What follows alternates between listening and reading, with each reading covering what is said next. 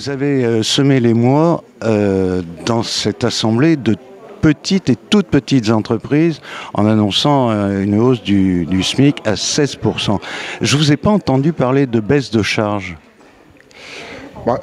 Baisse de charges, on va en baisser notamment sur tout ce qui est le fonctionnement. J'ai parlé de l'économie d'énergie, j'ai parlé des rénovations des équipements énergétiques, etc. Donc là, oui, ce sera des baisses de charges qui seront enregistrées sur le compte d'exploitation des entreprises.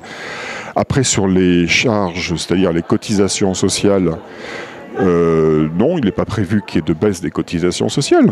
Ces cotisations sociales sont des salaires, sont du salaire sous une autre forme. Et là-dessus, je pense que les besoins existent et on ne va pas s'amuser à aller minorer aussi bien les ressources pour la sécurité sociale, la santé, le chômage, la maladie, la retraite. Non, je crois que ça fait partie des conditions d'exercice de l'activité économique en France.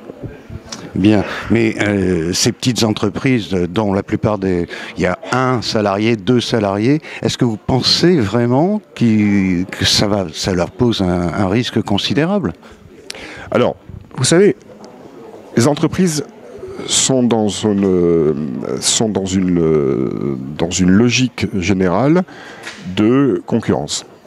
Donc la compétitivité d'une entreprise, c'est sa capacité à offrir un service de qualité et à un prix qui soit attractif pour le consommateur. Bon, si l'ensemble des conditions d'exercice de l'activité économique sont les mêmes pour tous, eh bien, je dirais, les plus entreprenants, les plus efficaces tirent au mieux leur épingle du jeu. C'est la règle du marché, la règle de la concurrence. Donc, nous augmenterons le SMIC de 16% immédiatement pour l'ensemble des entreprises françaises. Donc, tous les chefs d'entreprise, ils auront à adapter leur prix également par rapport à ça.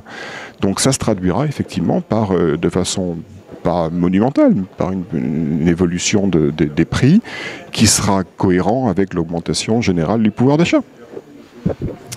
Dernière question, la position de Jean-Luc Mélenchon vis-à-vis de l'Europe vous semble-t-elle compatible avec une notion de tourisme? Absolument. Ça n'a strictement rien à voir.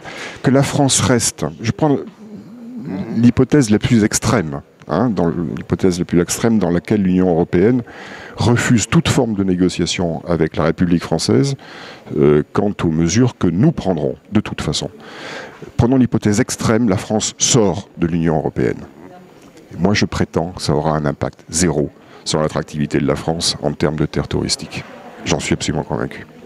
Les gens viennent en France non pas parce que nous sommes l'un des 27 pays englués dans le carcan bureaucratique de l'Union européenne. Non, les gens viennent en France parce que c'est la France. Merci Monsieur Hourcade.